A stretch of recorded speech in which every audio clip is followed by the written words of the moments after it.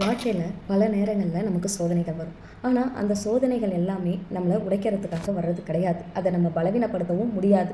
So நமக்கு என்ன இருக்கணும் அப்படின்னு பார்த்திங்கன்னா தன்னம்பிக்கை. ஒரு மனிதனுக்கு பணம், பொருள் இது ரெண்டுமே அவசியம் கிடையாதுங்க. கடைசி வரைக்கும் எது அவசியம் அப்படின்னு பார்த்திங்கன்னா அவனுடைய தன்னம்பிக்கை மட்டும்தான் அவசியம். அவன்கிட்ட தன்னம்பிக்கை அப்படின்ற ஒன்று இருந்தால் மட்டுமே போதும். அவனால் இந்த வாழ்க்கையில் எந்த ஒரு உயரத்துக்குமே போக முடியும். ஸோ அப்படிப்பட்ட ஒரு கதையை தான் நம்ம இன்றைக்கி பார்க்க போகிறோம். நான் உங்கள் சிவாதர்ஷினி. வாங்க கதைக்குள்ளே போகலாம்.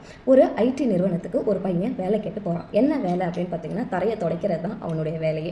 ஆனாலும் அங்கேயும் அவனுக்கு பல விதமான இன்டர்வியூஸ் கொடுக்குறாங்க. அப்போ தரையெல்லாம் துடைக்க சொல்லி பார்க்குறாங்க.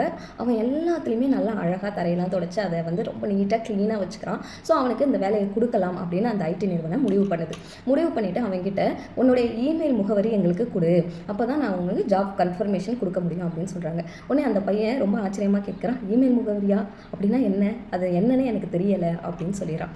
அப்போ அங்கே இருந்தவங்க என்ன பண்ணுறாங்கன்னா, நீ ஒரு ஐடி ஆஃபீஸ்க்கு வேலைக்கு வர, ஆனால் ஒரு இமெயில் முகவரி கூட உங்ககிட்ட இல்லைன்னு சொல்கிற அப்படின்னு அவனை ரொம்ப ஏளனமாக பேசி அந்த வேலை இல்லைன்னு சொல்லி அனுப்பிச்சிடுறாங்க. அவனுக்கு என்ன பண்ணுறதுனே தெரியல. இன்றைக்கி அவன் வாழ்ந்துருவான், ஆனால் நாளைக்கு அவனால் எப்படி வாழ முடியும் அப்படின்னு யோசிக்கும் போது அவன் கையில் கடைசியாக இருக்கிறது ஒரே ஒரு 10 ரூபாய் நோட்டு தான். அதை வச்சு அவன் என்ன பண்ணலாம் அப்படின்னு சிந்தித்து அவன் கொஞ்சம் பெரிய வெங்காயத்தை வாங்குறான். பெரிய வெங்காயத்தை வாங்கி பக்கத்துலேயே ஒரு மிகப்பெரிய அப்பார்ட்மெண்ட் இருக்குது. அந்த அப்பார்ட்மெண்ட்டில் கூவி அவன் விற்கிறான். ஸோ இப்போ 10 ரூபாய் அவன் முதலீடு போடுறான். அவன் எவ்வளவு லாபம் பார்க்குறான்னா 20 ரூபாய் இப்போ அவன் கையில் இருக்கு. அவன் முதலீடு போட்ட 10 ரூபாய் ப்ளஸ் அவனுக்கு கிடைத்த லாபம் 10 ரூபாய். இப்போ 20 ரூபாய் அவன் கையில் இருக்குது. இந்த 20 ரூபாய்க்கு அவன் என்ன பண்ணுறான்னா மறுபடியும் வெங்காயம் வாங்குறான். வெங்காயம் வாங்கி பல இடங்களில் கூவி விற்கிறான். ஸோ அவனுக்கு நிறைய லாபம் இதில் கிடைச்சிக்கிட்டே இருக்குது. வாழ்க்கை அவனுக்கு இப்படியே போய்கிட்டே இருக்குது. ஒரு காலகட்டத்தில் பார்த்தீங்கன்னா அவன் வெங்காய வியாபாரியாக அவன் உருவெடுக்கிறான். ஒரு நாள் அவனுக்கு வங்கி கணக்கு தேவை. அதுக்காக ஒரு வங்கி ஊழியர் அவரை சந்திக்கும் போது உங்களுடைய இமெயில் முகவரி கொடுங்க அப்படின்னு கேட்குறாரு. இவர்கிட்ட இமெயில் முகவரி கிடையாது. இப்போயும் அவருக்கு இமெயில்னால் என்னன்றது தெரியாது. இதை அந்த வங்கி ஊழியர்கிட்டையும் அவர் சொல்லிடுறாரு.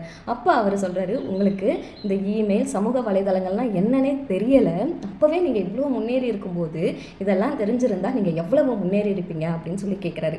அதுக்கு இவர் சிரிச்சுக்கிட்டே பதில் சொல்கிறாரு, ஒருவேளை எனக்கு இதெல்லாம் தெரிந்திருந்தால் நான் இப்போ எங்கே இருந்திருப்பேன் அப்படின்னு பார்த்தீங்கன்னா ஒரு ஐடி நிறுவனத்தில் தரையை துடைக்கக்கூடிய வேலையை பார்த்துட்டு இருந்திருப்பேன். இவ்வளவு பெரிய வெங்காய வியாபாரியாக என்னால் முன்னேறி இருக்க முடியாது அப்படின்னு அவர் சிரிச்சுக்கிட்டே ரொம்ப சாதாரணமாக சொல்கிறாரு. இவ்வளோதாங்க வாழ்க்கை அப்படின்றது என்ன அப்படின்னு பார்த்தீங்கன்னா உங்களுக்கு எவ்வளவு பெரிய பிரச்சனைகள் வந்தாலும் அந்த பிரச்சனையிலிருந்து நம்ம எப்படி வெளியில் வரணும் அப்படின்றத யோசிக்கிறது தான். ஸோ அதுக்கு உங்களுக்கு முதல்ல தேவை எது அப்படின்னு பார்த்தீங்கன்னா தன்னம்பிக்கை. என்னால் எதையும் சாதிக்க முடியும் அப்படின்ற தன்னம்பிக்கையை பற்றி யார் என்ன சொன்னாலும் பரவாயில்ல, ஆனால் உங்களால் முடியும், என்னால் இதை சாதிக்க முடியும் அப்படின்றத மட்டும் உங்கள் மனசில் வளர்த்துக்கங்க. கட்டாயம் இந்த வாழ்க்கையில் உங்களால் ஜெயிக்க முடியும். நன்றி, வணக்கம்.